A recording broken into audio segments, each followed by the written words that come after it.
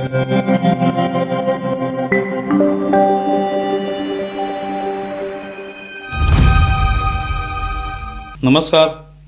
News डंकामध्ये मी महेश विचारे आपल्या सगळ्यांचं मनपूर्वक स्वागत करतो. मित्रांनो, लव जिहाद, लँड जिहाद या प्रकारानंतर आता आपल्या समाजात कॉर्पोरेट जिहाद ही एक नवी संकल्पना जिहादी मानसिकतेचे काही मुस्लिम अंमलात आणू पाहत आहेत. जाळीदार टोपी, दाढीतले मुल्ला मौलवी सक्तीने किंवा फसवून धर्मांतरण करत असल्याच्या असंख्य घटना याआधी घडलेल्या आहेत. पण आता कोट, टाय, सूट बूट अशा पेहरावातील धर्मांतरणाची नवी कोरी संकल्पना घेऊन जिहादी मानसिकता असलेले लोक आता मल्टीनॅशनल कंपन्या, उच्च विद्याविभूषितांमध्ये चांगली आर्थिक कमाई करणाऱ्यांमध्ये वावरू लागले आहेत. नाशिकमध्ये याचं ताजं उदाहरण पाहायला मिळालं. त्यामुळे फक्त गरीब नव्हे तर उच्च मध्यमवर्गीयांनाही लक्ष करण्याचं तंत्र आता अंमलात येऊ लागलेलं आहे. नाशिकमधील एका मल्टीनॅशनल कंपनीतील BPO सेंटरमध्ये हा कॉर्पोरेट जिहादचा नंगानाच सुरू होता. अखेर काही पीडितांनी हे भयानक वास्तव समोर आणल्यानंतर या सगळ्या घृणास्पद प्रकाराचा पर्दाफाश झालेला आहे. यात आत्तापर्यंत 6 जणांना ताब्यात घेण्यात आलेलं असून हे सगळे या BPO सेंटरमधील टीम लीडर असल्याचं कळते. आसिफ अन्सारी, शफी शेख, शाहरुख कुरेशी, रजा मेमन, तौसिफ अत्तार अशी या आरोपींची नावं आहेत. तर सगळे पीडित हे हिंदूच आहेत. यावरून हे सगळं रॅकेट कसलं आहे हे स्पष्ट होतं. हे सगळे टीम लीडर असल्यामुळे अर्थातच ते या ठिकाणी आपला प्रभाव पाडून आपल्या अधिकारांचा गैरवापर करून हे धर्मांतरणाचं रॅकेट चालवत होते. नाशिक पोलिसांनी आत्तापर्यंत 9 गुन्हे या प्रकरणात दाखल केलेले आहेत. जे पीडित आहेत त्यात 8 महिला आणि एका युवकाचा समावेश आहे. मात्र ही पीडितांची संख्या 50 किंवा त्यापेक्षा अधिक असण्याची भीती व्यक्त केली जाते. कॉर्पोरेट जिहादचा हा प्रकार नवा असला तरी त्याची मोडस ऑपरेंडी ही तीच आहे. इथे फक्त वेगळ्या वेशभूषेचा मुद्दा आहे. उच्चभ्रूंचा वेश परिधान करून काम मात्र त्याच मानसिकतेतून करायचं हा या कॉर्पोरेट जिहादींचा फंडा आहे. या घटनेतील पीडितांच्या म्हणण्यानुसार त्यांना नोकरीची गरज लक्षात घेऊन जाळ्यात ओढले गेलेलं आहे. तुम्ही हिंदू धर्मात आहात हे कसं खेदजनक आहे हे पीडितांना पडवण्यात आलेलं आहे. किंबहुना धर्माची थट्टा उडवण्यात आलेली आहे. महिलांनी लिपस्टिक लावणं कसं चुकीचं आहे, बुरखा घालणं किंवा हिजाब परिधान करणं कसं योग्य हे पटवण्यात आलेलं आहे. नमाज अदा करण्यास सांगण्यात आलं, रोजे ठेवण्यास मजबूर करण्यात आलं. हे सगळे एकाच दिवसात घडलेलं नाही. या जिहादींच्या व्हॉट्सअप ग्रुप्समध्ये कुणाला टार्गेट करायचं, कसं टार्गेट करायचं याची चर्चा झालेली आहे. त्यातून सावज हेरलं गेलेलं आहे. त्यांना दुसऱ्या ग्रुपमध्ये आणून त्यांच्याशी संवाद साधला गेलाय आणि हळूहळू आपल्या जाळ्यात अलगद अडकल्यावर त्यांच्यावर धर्मांतरणासाठी वेगवेगळे प्रयोग सुरू करण्यात आले. एकदा का ती व्यक्ती जाळ्यात सापडली की तिलाच आपल्यासोबत असलेल्या हिंदू सहकाऱ्यांबद्दल मनात द्वेष, अस्पृश्यपणाची भावना निर्माण होऊ लागली. त्यांच्यासोबत जेवण घेण्यात, त्यांच्यासोबत बोलण्यात त्यांना लाज वाटू लागली. ही पहिली पायरी पार केली की मग या तरुणांना, प्रामुख्याने तरुणींना त्यांच्या कुटुंबियांपासून तोडण्याची दुसरी पायरी सुरू केली जाते. त्यात हिंदू धर्माबद्दल हिणकस भावना निर्माण करण्याचे प्रयत्न करून घरात बंडखोरी करण्यास प्रवृत्त केले जाते. एकदा का ती तरुणी घरापासून वेगळी झाली, आपल्या कुटुंबाशी असलेले पाश दूर झाले की तिला आणखी जाळ्यात अडकवणं सोपं होतं. इथे हेच घडलेलं आहे. मग लैंगिक शोषण, लग्नाचा आमिष दाखवून धर्म बदलण्यास प्रवृत्त करणं हे प्रकार सुरू होतात आणि त्या तरुणीचं आयुष्य उद्ध्वस्त होतं. हे या पीडित तरुणींच्या बाबतीतही घडलेलं आहे. नाशिकच्या या प्रकरणात तरुणही या रॅकेटमध्ये अडकलेला आहे. विशेष म्हणजे या कंपनीची HR असलेली तरुणी हिंदू आहे.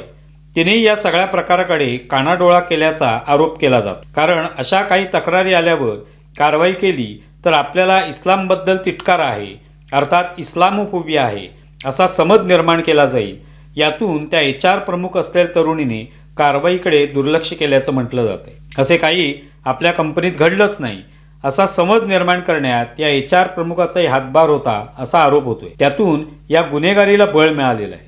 त्यामुळे HR मधील ही तरुणी यात तेवढीच जबाबदार आहे हे स्पष्ट होते. गंभीर बाब ही आहे की या सगळ्या अटक केलेल्या लोकांना न्यायालयात नेण्यात आलं तेव्हा त्यांचं समर्थन करायला शेकडो लोक न्यायालयापर्यंत होते. याचा अर्थ अशा पद्धतीने लैंगिक शोषण, बलात्कार, लग्नाचा आमिष, त्यासाठी फसवणूक, खोटी ओळख हे सगळं मान्य असलेला मोठा समुदाय आहे जो अशा गुन्हेगारीला योग्य ठरवू लागलेला आहे, त्याला मान्यता देतोय.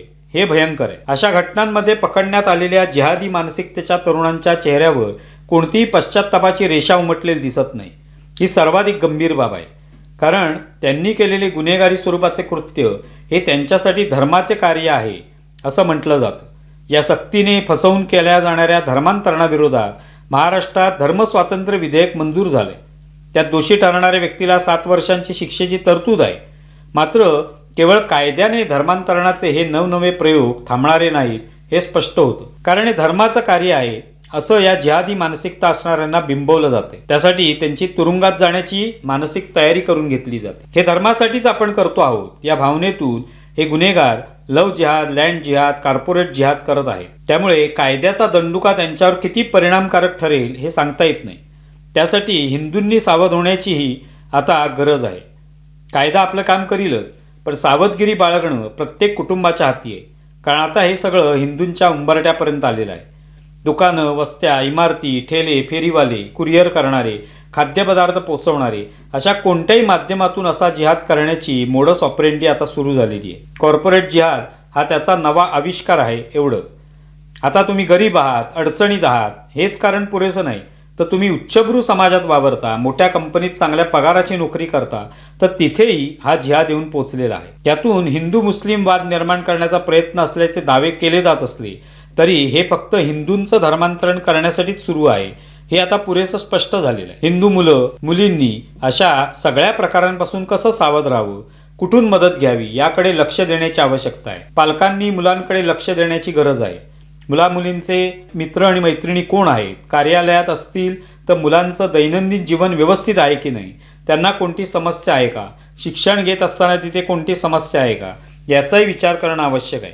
नाशिकच्या घटनेत पकडले गेलेले सगळे पुरुष कर्मचारी असले तरी या जिहादी कामासाठी महिलांचा वापरही मोठ्या प्रमाणावर सुरू झालेला आहे. महिला मुलींच्या माध्यमातून हिंदू मुलींना जाळ्यात ओढण्याचे प्रकार होत आहे.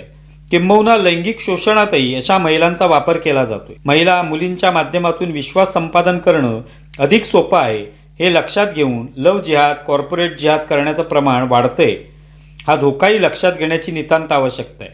या सगळ्या कॉर्पोरेट जिहादच्या घटनेमुळे महाराष्ट्रात खळबळ उडाली असली तरी त्याला फारशी प्रसिद्धी मिळू नये, त्याबद्दल फारसं बोललं जाऊ नये किंवा त्याकडे दुर्लक्ष व्हावं असा प्रयत्न केला जातोय. केरळ स्टोरीसारखे चित्रपट आल्यानंतर ते कसे प्रपोगंडा अर्थात प्रचारकी चित्रपट आहेत असा आरोप केला गेला होता, पण प्रत्यक्षात असे प्रकार घडत आहेत हे आता स्पष्ट होऊ लागल्याने सगळ्यांना त्याचं गांभीर्य आणि दाहक वास्तव याची जाणीव होऊ लागली. पण तथाकथित पुरोगामी या सगळ्या कॉर्पोरेट जिहादच्या प्रकारावर मूग गिळून गप्पा आहेत.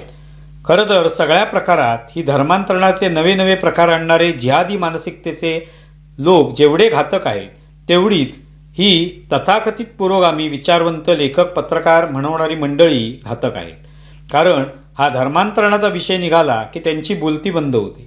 नाशिकमधील या घटनेनंतर अशोक खरातचं प्रकरण दडपण्यासाठी किंवा त्यापासून लक्ष विचलित करण्यासाठी कॉर्पोरेट जिहादच्या घटनेला हवा दिली जात असल्याचा जावई शोध याच पुरोगाम्यांनी पत्रकारांनी लावलेला आहे. अशा जिहादी घटनांकडे हे तथाकथित पुरोगामी साफ दुर्लक्ष करतात, पण हिंदुत्वाच्या नावावर शिव्या घालण्याची संधी मिळाली की त्यांच्या तोंडाचा पट्टा सुरू होतो. माध्यमातही नाशिकच्या प्रकरणाची चर्चा होऊ लागली. याचा अर्थ हे प्रकार किती गंभीर आहे त्याची जाणीव झाली आहे. नामांकित कंपन्यांमध्ये जर असे प्रकार होत असतील तर अन्य छोट्या कंपन्यांमध्ये काय स्थिती असेल याची कल्पना करता येईल. तुम्हाला व्हिडिओ कसा वाटलाय जरूर कळवा. आमचा व्हिडिओ जास्तीत जास्त लाईक करा, शेअर करा आणि आमचे यूट्यूब चॅनल सबस्क्राईब करा. धन्यवाद.